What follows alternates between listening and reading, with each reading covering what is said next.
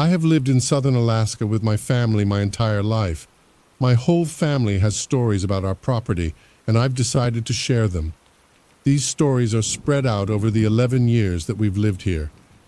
I don't remember the order, so I'll be telling them as I go. I'll be using fake names for everyone and just the first initial of friends and pets. The first story that comes to mind about this place is the voice in the woods. Our property is 50 acres, and about 75% of it is woods. My siblings and I would spend hours out there, but now we rarely go there at all. Now I have a very large family and we all live on this property except for my two oldest siblings. I live here with my grandpa, mom, dad, older twin sister, two little sisters, and two little brothers. The first time we heard the voice, it was just my little sister Allie and me. I was 13 and Allie was 11. The weather was warm during the middle of June, and we wanted to ride our dad's black four-wheeler around the trails. We were on the other side of the property having fun, and we even stopped for a moment to play in the river. Then, we started to smell something bad. So bad that it made me gag and stop the four-wheeler. It smelled like a rotting animal that's been sitting in the sun for a week. We didn't want to know what it was that was dead and didn't want to stick around. I had started to drive away, down another trail, when I heard Ali yell my name. "Lynn!" I stopped the four-wheeler and turned to her to see what was wrong, but she just looked at me, confused. When I asked her what, she said she hadn't said anything. I figured it was just in my head, but before I could continue driving, we heard it again. "Lynn!" I could feel Allie's body go still behind me as she stared ahead. Something called my name in Allie's voice, and it was coming from in front of us where the smell was.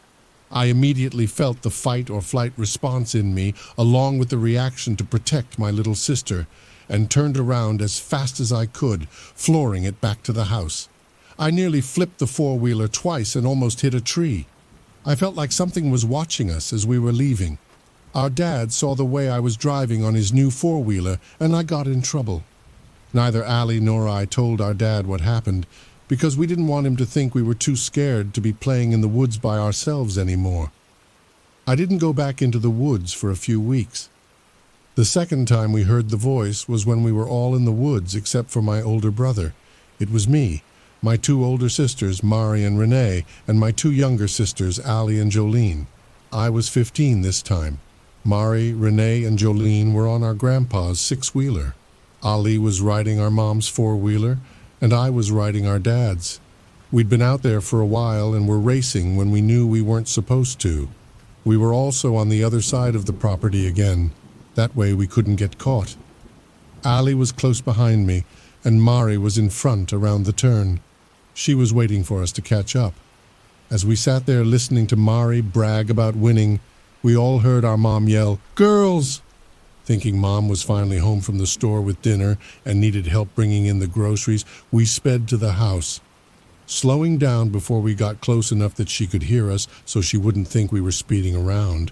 When we got there, Mom was just getting out of her car. We parked the four-wheelers and got off, walking over to our mom. We asked her why she had called us and what she needed, but she looked at us strangely. She told us she had just come down the driveway and didn't call us. She wasn't at the house when we were called. Then I realized something that made my heart race and my blood run cold. Even if Mom had been at the house, there's no way we would have been able to hear her from the other side of the property, especially with the two four-wheelers and six-wheeler running. I didn't tell my sisters about that because I didn't want to scare them. The last time I heard the voice was only last month. I'm 19 now. I had a falling out with a close friend who had been to my house many, many times in the past. I'll call her N. It was 8 in the morning and I was heading to my Jeep about to leave for work. Purse on my shoulder, full coffee cup in hand, I was ready to go. Then I heard N's voice coming from the woods. "Help!" I stood there for a second, confused and just staring into the woods, waiting to see if it would happen again. Was someone on our property? But soon I felt panicked and quickly got back inside because something about the voice was familiar. Other than the fact that it was N's, I felt uneasy. N hasn't been to my house in 3 years. Something about the voice was wrong. It was as if it were whispered and calm, not the way someone would be calling for help if they needed it. The voice also didn't sound organic, like it was a recording, but not from a radio or phone. It didn't make any sense, and because I didn't hear it again, I tried to convince myself it was nothing. I ended up running to my Jeep like a scared little kid, locking all the doors once I was inside. I took one more look at the woods, and I didn't see anything, so I left for work. Driving a little faster than I should have up the driveway. I loved telling my coworker all the scary stories about my house because it would freak her out.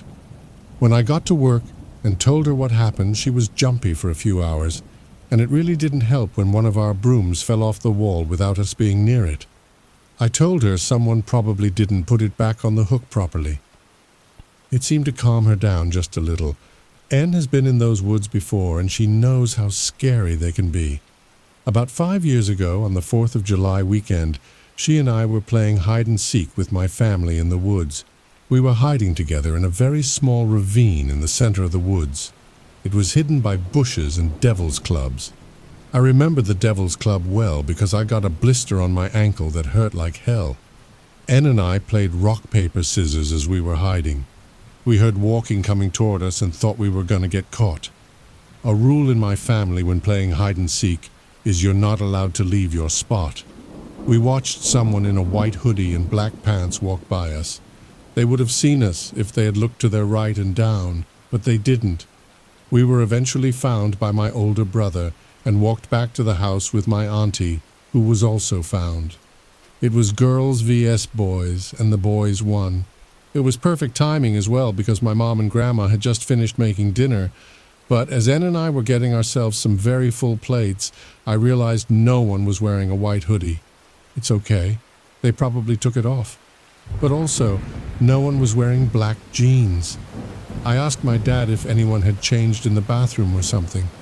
Maybe they had thorns in their pants sleeves, but he told me he didn't think so. Anne and I told him about the person we saw walking past us, and he was worried, thinking someone was on our property. He also didn't like the thought of a trespasser in the woods with all his daughters hiding. My dad took 3 of my uncles and went into the woods. They were gone for about an hour. They must have checked the entire property. My dad even called my mom and told her to ask me where we saw them. When they got back, my dad said they hadn't seen anyone and sat down in the living room with everyone else. My uncles, on the other hand, were talking very quietly. I knew only my Uncle Jay would tell me what was wrong, and I was right. It had rained a few hours before we went to play in the woods, meaning it was muddy. My Uncle Jay told Anne and me that they didn't see any footprints anywhere near the spot we were hiding other than us two girls and my brothers. I was paranoid all night that I'd see the person in the woods walk by my window. The last time Anne was in those woods was when her, me, and our friend T decided to go camping out there. It was the end of summer, and us 3 girls wanted to go camping one last time before winter. We were too young to go camping by ourselves, so the next best thing was the woods on my property. Our campsite was pretty much dead center of the woods. We had my mom and dad's big tent that could fit 5 people, and my grandpa's 6-wheeler. My 2 friends T and N were so excited they didn't care about the stories. Honestly, so was I, and I wish I wasn't. We had gotten settled in our tent and started to play with a deck of cards I'd brought with us. As it got later and darker, well, as dark as it can get in Alaska, we decided to get comfy in our sleeping bags so we would be warm. Anne and I wanted to tell stories. T didn't believe in the paranormal, but listened to Anne and me talk about our favorite horror stories and urban legends.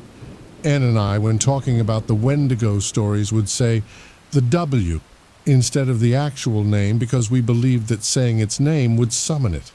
Anne is an Alaskan native, and so is her family. Her mom is the one who told us to never say the creature's name. T knew what we were talking about, and I'm pretty sure she knew not to say it, but she did anyway. "What exactly is the Wendigo?" T asked us. Anne and I whipped our heads in her direction, and I shouted that you should never say that word out loud. T only rolled her eyes and laughed. She wouldn't have been laughing if she knew what awaited us.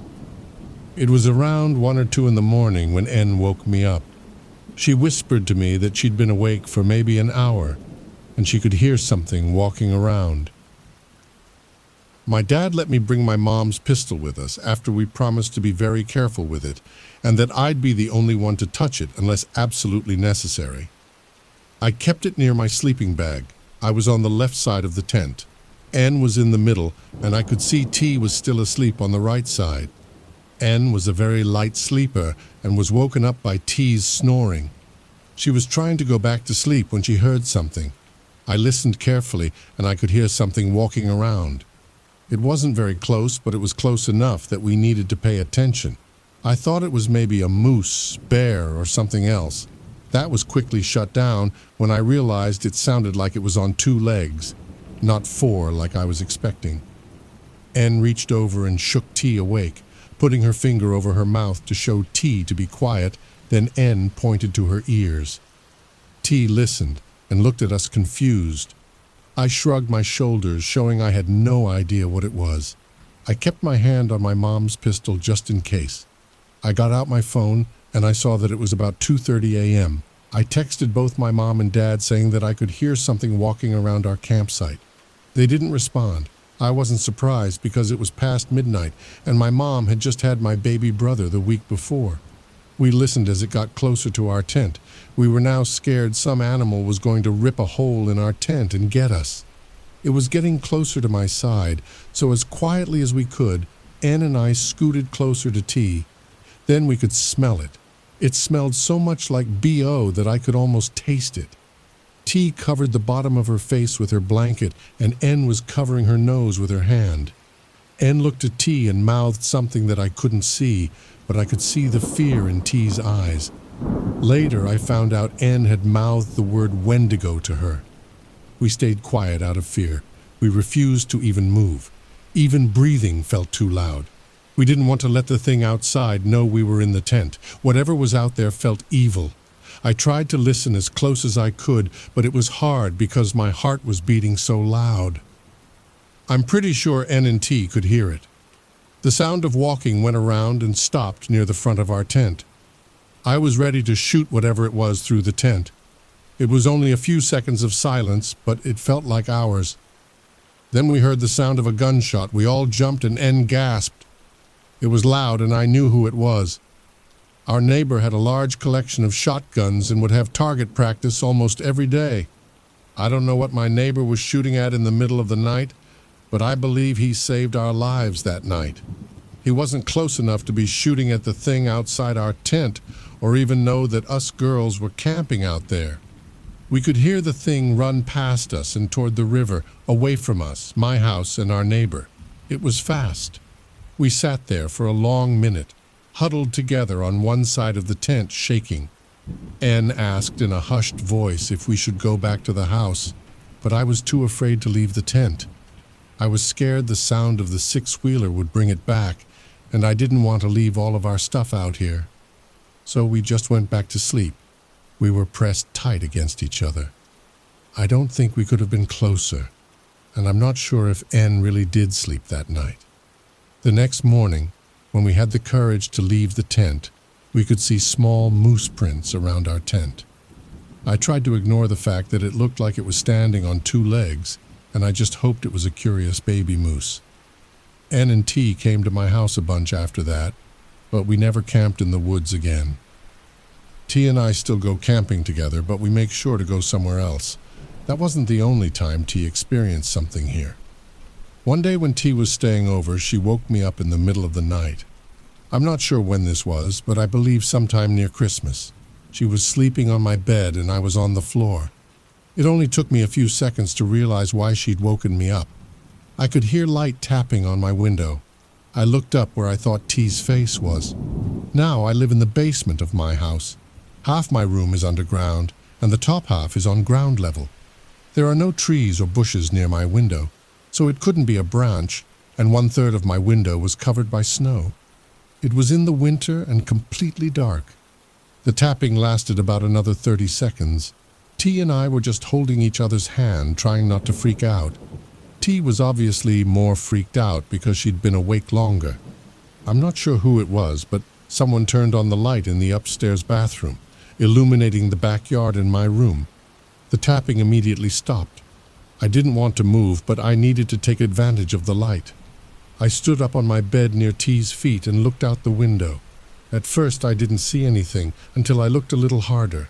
In the woods across the river, I thought I saw a tall person standing in the tree line.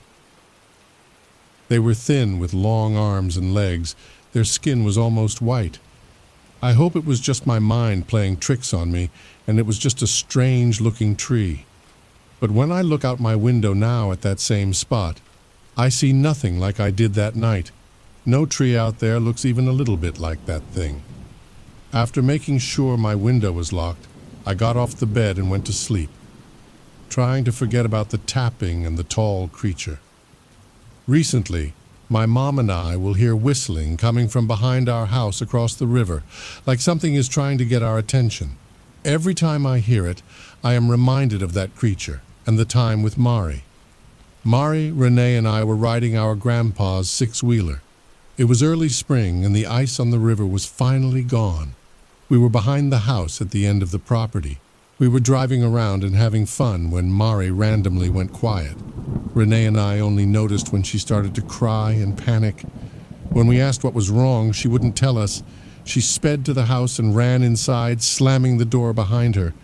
Our mom thought we made her mad and we got in trouble. Mari kept it to herself for months and Renee and I forgot about it. I remembered that moment when writing this and gave Mari a call. I asked her what she saw that day, and with a heavy sigh, Mari finally told me.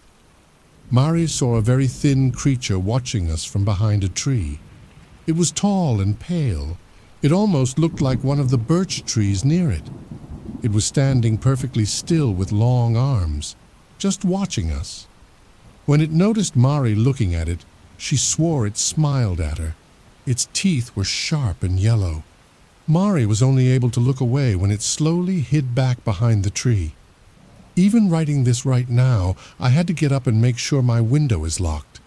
I know what skinwalkers and wendigos are, and I believe something like them is in our woods. I don't think it can leave the property or come into the house, but that doesn't mean our house is safe. Ever since we moved in 11 years ago, strange things have been happening inside. One day, my little sisters, Allie and Jolene, ran up the stairs and into the living room, nearly tripping over each other. They said they were cleaning out the closet and watched the garage door close shut on its own. I tried convincing myself that it was just a gust of wind or the tilt of the house, but I know you can't shut that door without using all of your body weight. Both my mom and dad have heard light footsteps running up and down the basement hallway when none of us kids are home. Us girls will hear creaking like someone is walking in our parents' room when they are both at work. When Renee and I were 15, we built a wall down the middle of our older brother's room after he moved out and put a new door in the hallway. Our rooms have always been strange, even when it was Thomas's room. When Renee was staying at a friend's house, I heard and recorded knocking coming from her side of our shared wall. I went to Renee's room to see if there was something on her wall, but all that was there were her hoodies on the rack. My older brother has always been able to see things others can't. When Thomas was living here at the house, he lived in the basement. Thomas told me about 3 spirits he'd see in his room. 2 men that would argue all day, and at night one would be sobbing in the closet, and a little girl he would see in his room. She looked like she was about 5 or 6 years old and wore a purple sundress. He said she would just stand in the corner of his room near the door and stare at him, not doing anything. He called her Sally. Sally was on my side of the room, which meant I was the one who had to deal with her. When I told Thomas about things in my room moving and hearing knocking and scratching on my door where he'd seen Sally, he told me Sally seemed more active after I moved into the room. Now I should mention I had a ragdoll named Cinnamon, and she actually has her own story that I'll tell after Sally's. Cinnamon would sit on the left side of my dresser under my loft bed. Sally took a huge liking to Cinnamon and would try to play with her at night when I wouldn't be interrupting. I'd wake up in the morning to Cinnamon facing a different direction or find her on the floor. Things would move around Cinnamon as well, like my guitar or longboard falling or a drawer being opened when I wasn't in the room. I had enough of it and put Cinnamon in the garage, and my dad ended up moving her to the Connex we have on the property. I haven't had anything happen in my room since then, but stuff still happens outside my window. Now, for the story about Cinnamon herself. I named my ragdoll Cinnamon because that's what it said on her apron. Cinnamon had red hair, black eyes, rosy cheeks, a cute white dress with red polka dots, and a white apron. Cinnamon was given to me as a Christmas present by my aunt when I was 4. That same Christmas, I had an allergic reaction that almost killed me. What did I have an allergic reaction to? The cinnamon in the gingerbread cookies my grandma made. I am still severely allergic to cinnamon.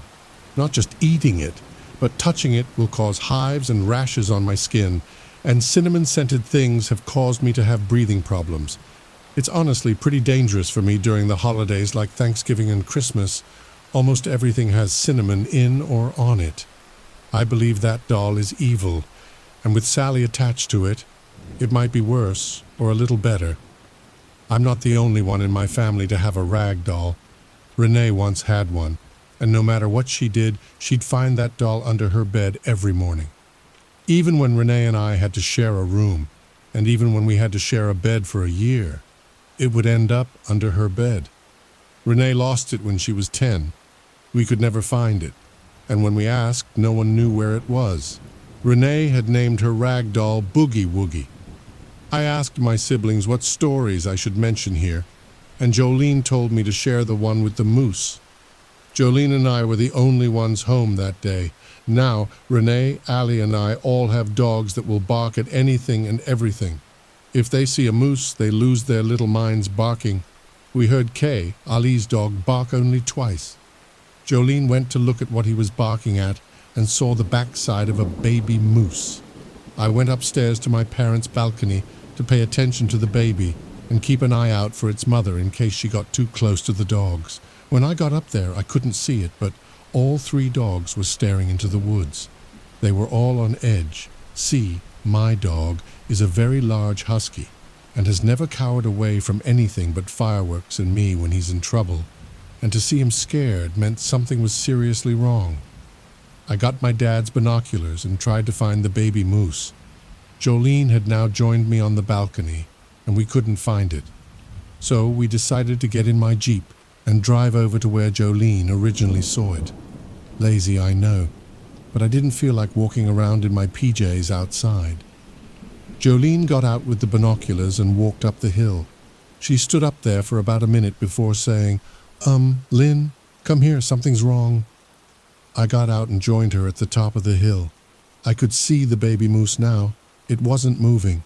I took the binoculars from Jolene and looked for the moose. She was right. Something was very wrong. This moose was not okay. It had the features of a full-grown female, but it was the size of a baby. Its neck was too long and thick. Its eyes were too big, and it was just staring at us. It took one step toward us, and I knew we needed to run. The way it walked was messed up. It brought its leg all the way up until it touched its stomach, then put it back down and stepped closer. I grabbed Jolene's arm and pulled her down the hill and into my Jeep. Then I could smell it, the smell of a rotting animal.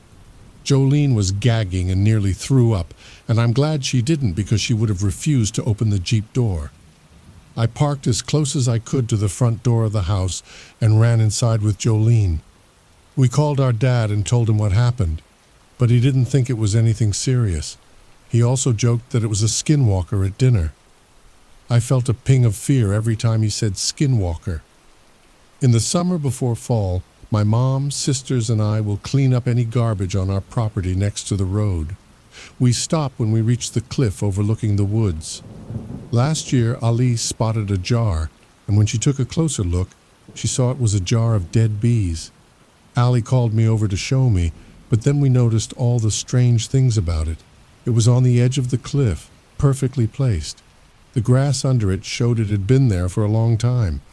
How did we never see it? There was no lid on the jar, and there was nothing but bees in it. And I mean nothing. No dirt, no leaves, no other bugs. How could it sit there for so long and have nothing else in it? Allie and I got a weird vibe and decided to leave it alone. I got rid of it this year when I told a coworker this story, and she told me it could have been something used for witchcraft. The strange thing about it was that there were no more bees in it. All there was a black tar substance. I tossed it in the trash and forgot about it, just happy it's gone. These two stories Allie and Jolene told me to mention. Stories about when we had just moved in.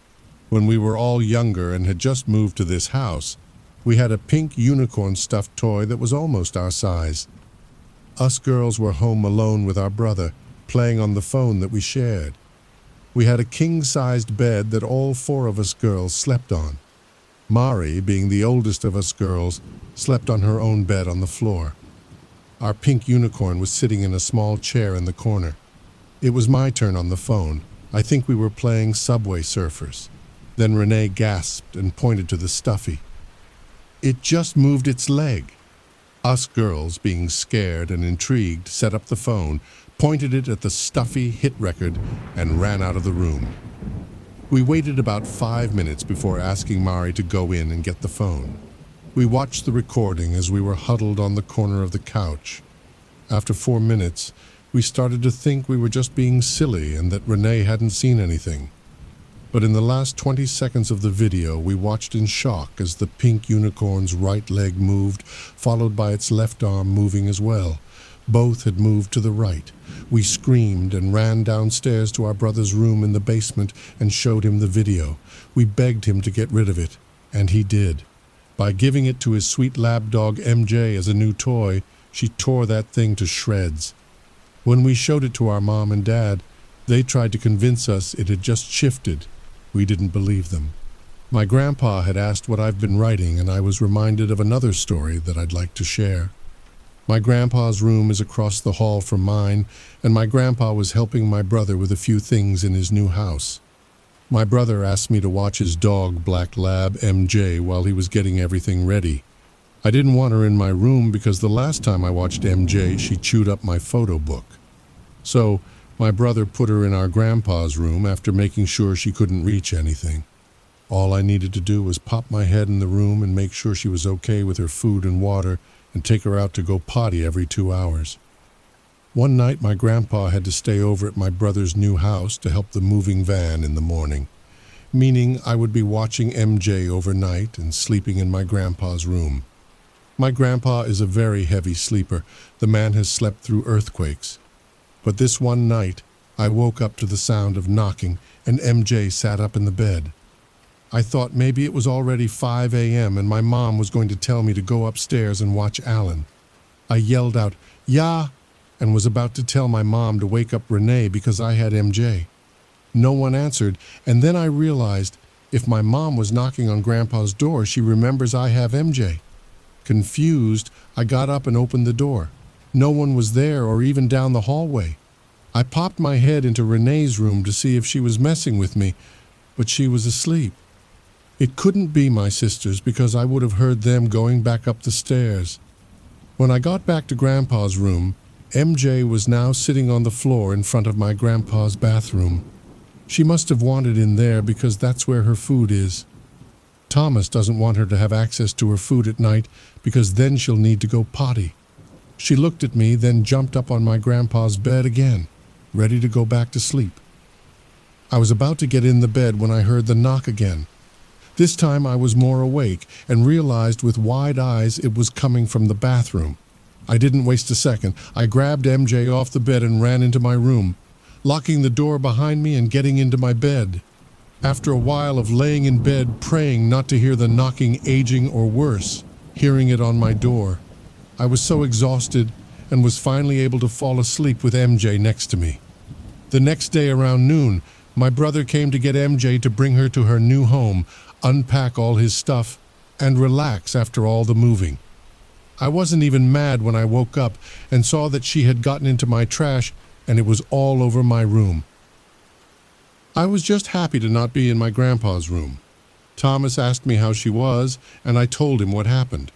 Thomas wasn't even surprised and told me he'd always gotten a weird vibe from that room. That was the real reason he didn't pick it when we moved in. He originally said he let Grandpa take it because he'd feel bad making Grandpa walk all the way upstairs to use the bathroom. Now I'm wondering if that knocking happens every night and if my Grandpa just sleeps through it. What is in that bathroom? This last story my sister suggested is going to be about the white Ram music box that was left here by the previous owners, and I don't blame them. Since the day we moved in, we've always had this white Ram music box, and since the day we moved in, we've never liked it. My mom got rid of it after 4 or 5 years of having it, thankfully. The reason my mom got rid of it is that it would randomly start to play, and it was the creepiest effing sound I'd ever heard. We looked at it multiple times and couldn't see anything wrong with it. No one would ever wind it up or mess with it.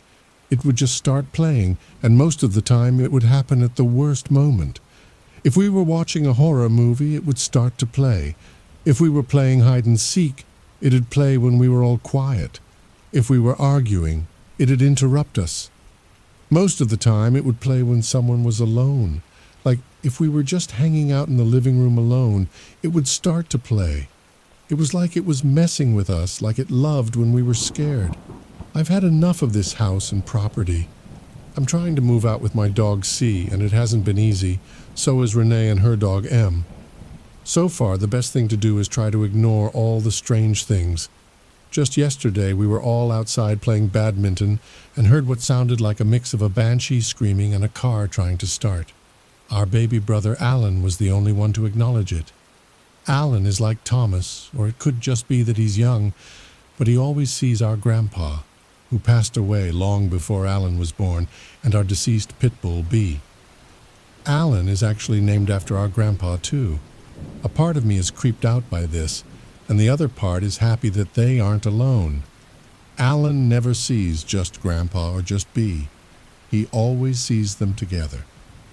Alan also used to see something in the bathroom that would make him run away crying. Alan was still learning to talk at the time, but when he was able to and we would ask, he didn't remember. We used to have an American pit bull named B. He was an old dog and one of the most loving I've ever known. I'd gotten used to the routine of waking up, making coffee, and going on a walk with B. B and I would normally go up the driveway and back down, giving B just enough exercise in the morning but not enough to exhaust him. But one morning B started walking toward the woods, and I decided to follow him. B looks very scary, and even scarier when he's in a fight. B used to protect us kids from our old neighbor's dog when she'd get off her chain. The man didn't see anything wrong with his dog, even after my older brother got bit. She was just very aggressive and would attack anything and anyone with no reason. One day, he was forced to put her down by the police because she had gotten off and attacked an elderly woman down the road who was now in the hospital. The dog was his ex-wife's, and he had no love for the dog. We moved soon after that. As I followed B, I realized everything was quiet, and I mean way too quiet. B stopped a little bit ahead of me, and I immediately felt like I was being watched. I looked around and didn't see anything. B was staring straight down the trail and was perfectly still. I didn't feel good about any of it, so I turned around and started walking back to the house, calling B to follow me. B was a very good and obedient dog. You never needed to tell him to do anything twice. And as we walked back to the house, B kept looking behind us. I felt something staring right at my back, and I started to walk a little faster. By the time I got to the house, I was running. I felt so bad for B because the moment we got in the house, he laid down, but he kept his eyes on the front door. He was the best dog a family could have. We miss you, buddy. I have many, many more stories, but none that seem to be long enough to tell. Like the old lady's face we see in the dark corner of our parents' room, the baby handprints that will show up on Mari's mirror, the black-haired woman hanging in the shower that we see in the reflection of the bathroom mirror once a year, or the uneasy feeling of being watched at night from the windows. I don't know why this property has so much activity, and I don't know if I want the answer to that or if I want to know what all of it is. I realize now why my parents ignore it all. I can't wait to leave this place.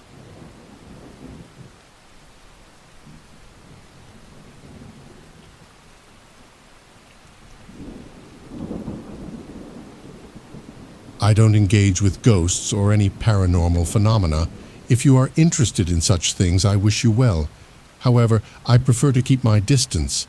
I am not interested in summoning spirits or communicating with the dead. I'm not interested in investigating haunted places or searching for evidence of them. I don't play around when it comes to spirits and have always steered clear of them, as I feel we are disturbing them and they need their peace. A little background about myself. I come from a Hispanic background and was raised Catholic. Most, if not all, of my family members are Catholic, and I was brought up attending Mass, classes, and various church events. My grandparents from Mexico would have rosaries to pray to the Virgin Mary and held prayer sessions in December. While I wasn't very enthusiastic about it, this was a normal part of my upbringing. I believe in God, heaven, and spirits. As far as I understand, spirits remain on Earth because they have unfinished business and have not crossed over to the other side. This belief is rooted in my personal experiences during my adolescence and has made me a true believer. I'm currently 32 years old and will be turning 33 this year. Not many people know the full story of what I went through. Only my mom believed me when I confided in her. The rest of my family knew about my experiences, but they chose to make fun of me and crack jokes about it. They would talk about what they would do if they were in my shoes, turning it into a big joke. I think this is the reason why I avoided discussing it. With that said, this story takes place when I was 18 years old in 2010. I am from a small border town in Arizona. I was a high school senior at the time and ready to graduate, and soon after graduation was enlisted to join the Army that summer. I lived with my parents and siblings in our home. Being the oldest, I had my own room as my younger brothers shared a room. I had a part-time job at a local movie theater at the time and would work nights and weekends. Being a teenager, I would at times hang out with my friends after work or on my days off stay out late or at times sneak out to hang out late at night. My friends and I were never troublemakers or would do drugs or anything illegal. We were just a bunch of kids hanging out and having a good time making memories. Because of this, my sleep would be messed up, and I would go to bed pretty late at times and even on school nights. This made it hard to wake up, but my dad made sure I would wake up and get to school by continuously knocking on my door and even sprinkling water in my face. At the time, I absolutely hated it, but looking back, I'm glad he did. We've been living in that house for at least 2 years or so and have never had anything bizarre or out of the ordinary happen to me there. The way my room was set up was my bed was next to the door, and there was a TV in front of my bed towards the wall. Behind the TV was a big, long window where you can see out the front of the house onto the street. It was a fairly busy street, so it was not out of the ordinary to see cars passing by at random times of the night. The window had those long, white, vertical blinds, the kind that you can slide back and forth, but there were many of them, so there would be little gaps between them. If you would move them, they would sway back and forth. One night as I was trying to sleep, but was tossing and turning, in the corner of my eye, I saw my closet door slowly start to open. It wasn't like in the creepy movies where you hear a creak or anything like that. It was more of a, that is weird. I paid no mind to it as I only saw it move a few inches, and maybe I didn't close it all the way anyway. As I kept tossing and turning, I felt a light tap on my right foot's big toe. I opened my eyes and got up a bit, looking around. I was weirded out, but maybe thought it was one of my brothers playing a trick on me. The unusual thing about it is that I always lock the door to my bedroom. I still do that to this day. If it was one of my brothers, he must have played the long game as it was around 1 a.m. at this time. I got up and turned on the lights. I looked around my room and closet and nothing. I made sure that my door was still locked, and it was. Weird, I thought to myself again. The next morning, I asked my brothers if they were in my room trying to mess with me, and they all looked confused and said no. I warned them, "If I see you in my room, then you'll be pay," or something like that. They already knew that I didn't like them in my room and would tell me if they did. That night, as I was trying to go to bed, I made sure my door was locked, and as well as my closet door, and looked around my room to make sure my brothers didn't sneak in there. I then watched some TV before going to bed. I wasn't sure what time it was, but out of nowhere my TV turned off. I got up and turned on the lights and turned the TV back on. I guess I had fallen asleep, but later that night I heard the TV turn back off. This was those older box television that would make a sort of clicking noise when it's turned off or on. If you're older than 25, you know what I'm talking about. When I woke up, I saw my closet door ajar. I thought to myself, WTH is going on? I was getting a bit creeped out at this point. I then tried going back to sleep again as it was a school night. I recall being covered by my blanket and lying down face up. Then, as before, I felt a tap on my big toe. I kicked my foot trying to push whoever was there, but no one was there. Being frustrated, I went to my brother's room. They were all fast asleep, and there was no way they could have been in my room as I went straight there. I returned to my room and checked all over again. Once again, nothing. I went back to sleep. When I woke up in the morning, my closet was open again. I remember I had woken up as the sun was coming up, so there was some light. I didn't realize it until later, but there was a blind or two slowly swaying back and forth. My mom saw me later that morning and asked if I was okay. Maybe Mom's intuition or something, but according to her, I looked very tired and had dark circles under my eyes. I told her that I was having issues sleeping and that I kept feeling something tap my foot and my closet would keep opening. I even told her about the TV. She gave me a weird look and kind of was taken back. She told me I shouldn't be watching TV that late anyway, and told my brothers if it was them messing with me to stop. They were as confused as my mom was. The day went by as normal, and when it came time to go to bed, I didn't turn on the TV as I was very tired and wanted to get some rest.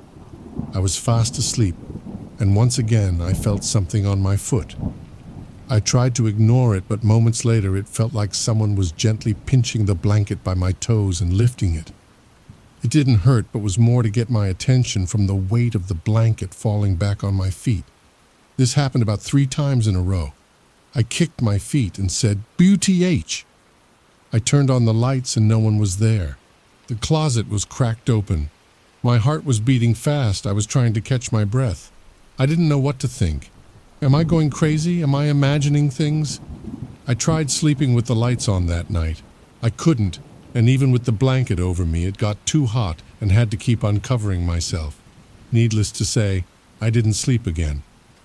I stayed, but until the sun came up and had fallen asleep, but was woken up by my dad's knocking to get up and get to school. Here we go again, I thought to myself.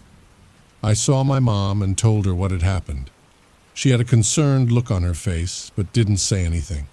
When I got back from school, she asked one of my brothers to sleep in the room with me. I was not opposed to that, as I felt it may have helped. My brother was sleeping on the floor and he asked what was going on. I was embarrassed and frustrated and told him, "Mind your business and go to sleep." Deep down, I was glad he was there. I woke up later that night and it felt really quiet. I looked down and my brother was not there. No blankets or pillows. I'm assuming he didn't want to sleep there and went back to his room. Who can blame him? Especially after I was rude to him when he showed concern. As I was lying there with my eyes closed, I heard a click and some static. I opened my eyes and my TV was on. I sat up and stared around at the light coming from the TV. I saw one of the blinds slowly swaying. I was so tired I started to cry out of frustration and fear. I whispered, "What is going on?" as I was holding back tears and my voice cracking. I was trying not to cry out loud or panic in the middle of the night. I do not know how else to explain this without sounding crazy or made up, but this is what I experienced. As I sat on my bed, I saw an old lady by my closet. I was frozen solid. I couldn't move or speak at all. I felt like I had no heartbeat, no breath. and it seemed like time stood still. The old lady appeared to be in her late 60s to early 70s, short, with long black hair down to her elbows. She was wearing a long white nightgown and was hunched over. I couldn't make out her face or features. It wasn't like anything you see on TV or in movies. She didn't look transparent, but wasn't solid either. She didn't look decayed, but I could tell her skin wasn't normal. It was just off. Then the most unexplainable thing happened. We started communicating. It wasn't a back-and-forth conversation with words. It was like a telepathic connection. I asked her, "What do you want from me?" She responded, "I'm scared. I don't know where I am." I asked her why she was talking to me, and she said, "I'm waiting for my son. He hasn't come to visit me. I have been waiting for him." I asked her again, "Why me?" She said, "My son is the oldest, and I talk to you because you are the oldest." The next thing I remember was blinking my eyes. It felt like everything was in slow motion. I looked towards the window and saw the blinds swaying as the sun was coming up. As I unfroze, I started to cry and breathe heavily. I went to my parents' room, woke my mom up, and told her what had happened. My mom said it was a spirit that came to tell me something. I explained to her how I saw her and what she had said to me. I remember this was on a Saturday morning because I had stayed over at my friend's house for the weekend. When I got back home on Sunday, my mom gave me a candle and told me to pray for the spirit to go to where she needs to go, to pray for her path to go back to where she needs to. She also told me that if she bothers me, I should ask her to leave and pray for her to leave because this is not her house and she cannot stay. I turned on the candle next to my room and prayed for this. I felt a bit better knowing that I was doing something and hopefully this would be over soon. During that time, I was busy with late work hours and preparing to graduate from high school. I don't remember much after that. One day, my mom wanted to talk to me. She explained that she was intrigued by something I had told her and decided to contact the previous owners of our house. According to her, before we moved in, there was a family living there. The mother and daughter lived in the house, and the mother's room was the one I now occupied. She had chosen that room because it was closest to the bathroom and she needed a walker to move around. The mother fell ill and went to the hospital where she passed away. My mom mentioned that the mother had been waiting for her son to visit her, but unfortunately she passed away before he had the chance to. By this point, my family had heard the story, but they were all skeptical and didn't believe it. My mom argued that I couldn't have known those details and that the woman had an eldest son. I feel like I sound crazy to my family, and they may not believe me, but I know that my mom is the only one who truly does. It has been years now, and many family members have asked me about La Viejita, Spanish for the old lady, and my experiences. I often changed the subject or simply didn't engage in the conversation. I think they just want to hear a ghost story for amusement, but for me it was anything but that. I'm still scared of what happened to me, and this is the first time I have actually spoken about it since it happened. If you ever encounter anything like this or do not know what to do, maybe say a prayer or two and help them cross over to the other side.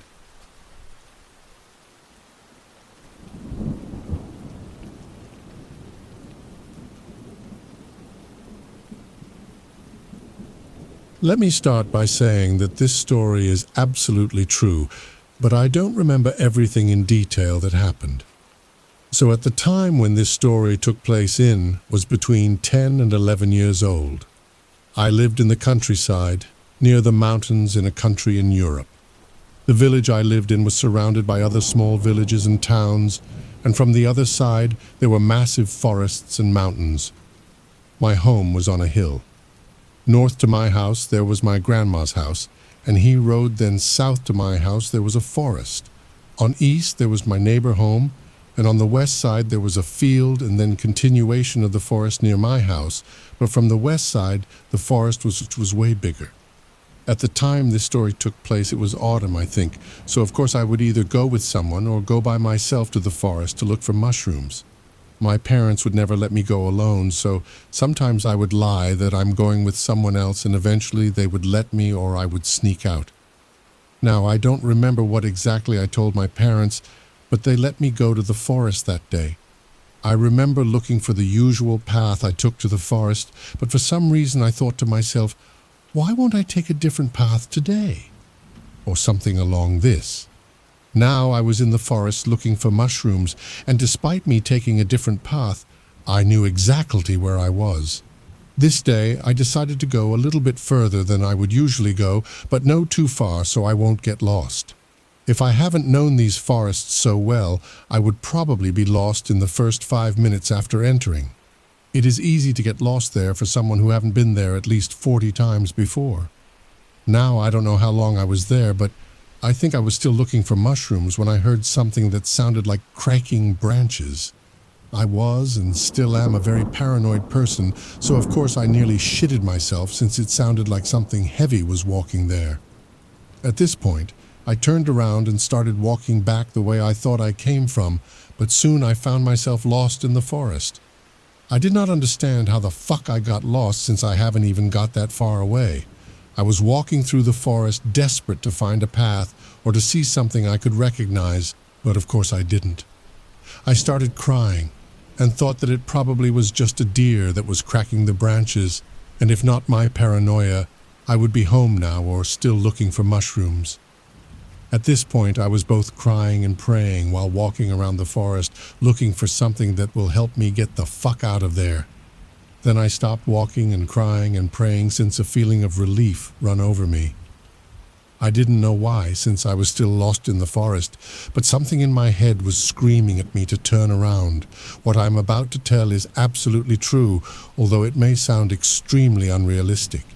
When I turned around, I saw a man in a white long dress with long white sleeves and dark hair. For some reason, I felt calm and I felt as if I was in safety.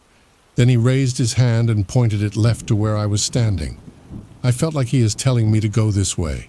I looking at where he is pointing and then back at him, but when I turned his way, he was gone. Scared out of my mind, I started running in the direction he pointed, and sure enough, about 5 minutes later, I found the entry of the forest. When I was finally out, I realized that I was on the other side from where I originally came to the forest.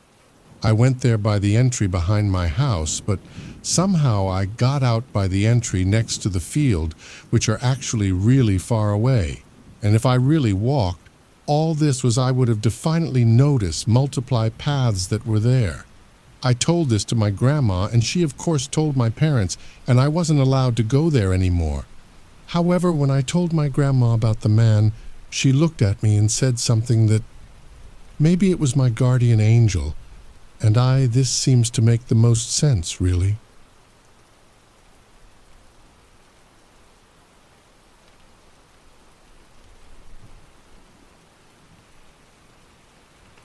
I used to work as a kennel technician for animal control and would take Highway 202 to work every morning between 4:30 a.m. and 5 a.m.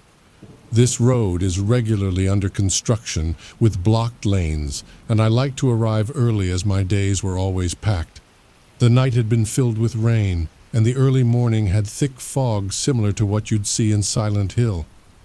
So I drove a bit slower and spotted a massive glowing orange sign marking the beginning of the construction. There was a humanoid silhouette walking in front of the sign, illuminated by the sign itself, and I slowed down more in case construction had started early.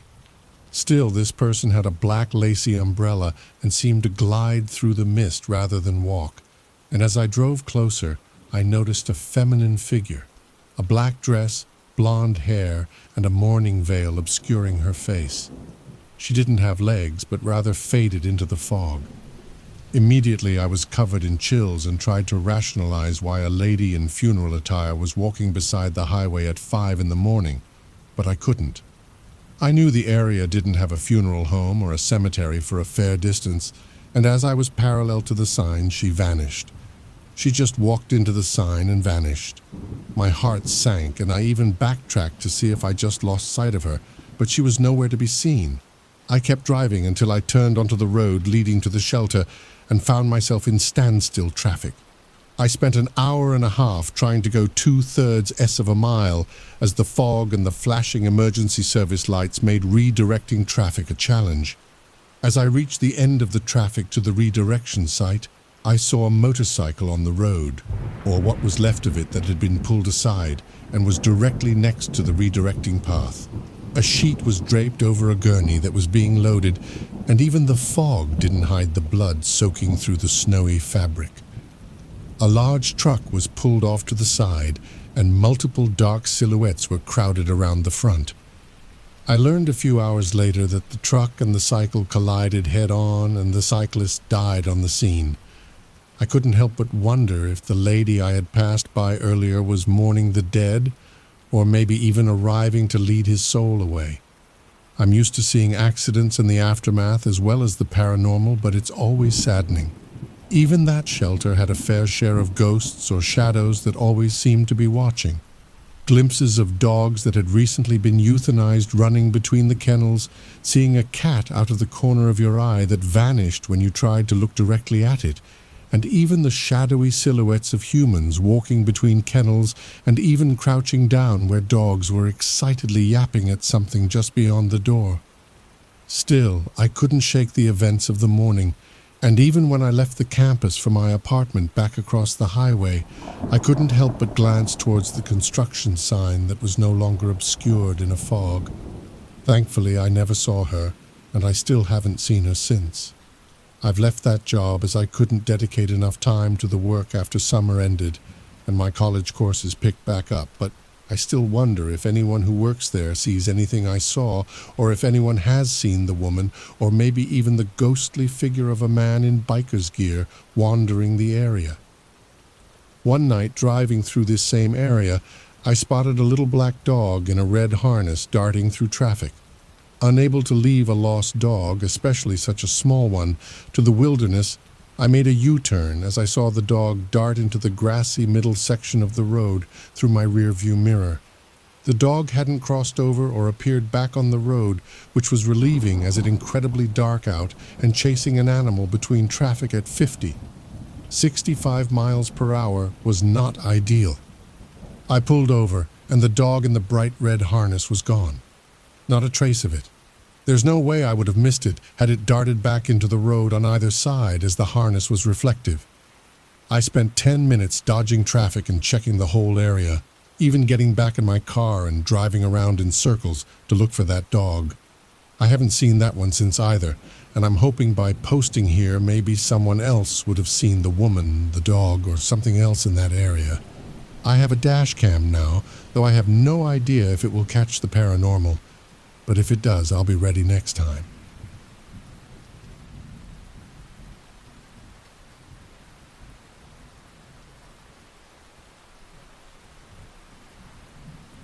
As someone who grew up along the coast of South Africa, folklore and urban legends were never something often talked about.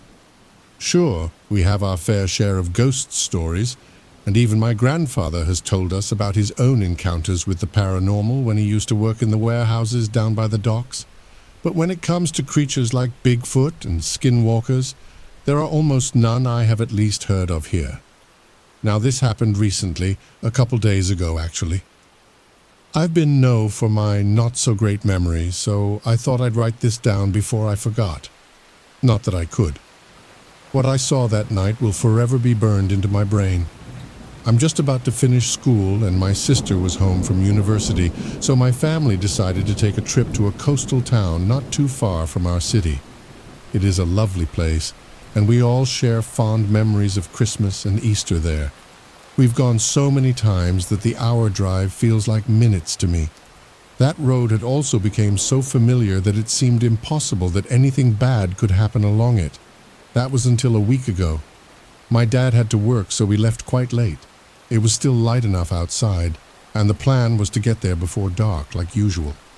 We'd done our usual routine of packing up and had already been driving for about 20 minutes when the car suddenly shook, and it felt like we were on a dirt road, despite being on tar.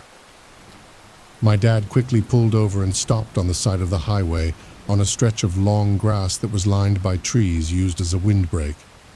It was not long before we discovered the back tire had burst, ripped almost entirely away from the rim. This usually wouldn't bother me as it was a quick change, but of course, things never go smoothly when you expect them to.